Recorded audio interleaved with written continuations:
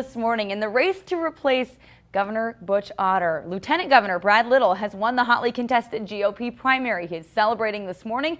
Here is a look at the final results. Little is an Idaho native who has spent the past 16 years in elected office, and in 2009 Otter appointed him to lieutenant governor with the expectation that he would one day become the Republican governor's successor.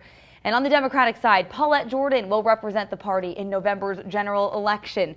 The two-term state representative and former Coeur d'Alene Tribal Council member won that Democratic nomination, beating out the party's 2014 nominee, A.J. Belukoff. She is also the first woman to become the Democratic nominee for governor of Idaho. We'll send it over to KBOI2's Lauren Clark. She is live here in the studio with a look at what comes next for these two winners moving forward. Lauren.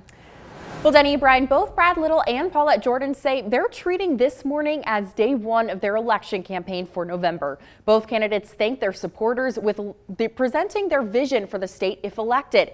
Brad Little says after an intense primary race, the Republican Party must come together for the fall election. But it's going to be up to those of us that are leaders to bring people together. And for the Democrats, Paulette Jordan was able to secure an upset nomination for the primary against 2014 nominee A.J. Belukoff. But after winning one campaign, Jordan says her sights are now set on winning another. We work hard some more. We have to start tomorrow, which is day one for our win in November. And this is the first time since 2006 that Idahoans will be electing a new governor. Voters will have until November 6th to listen to both candidates and their platforms before making a decision. Reporting live here in the studio, Lauren Clark, KBOI2 News.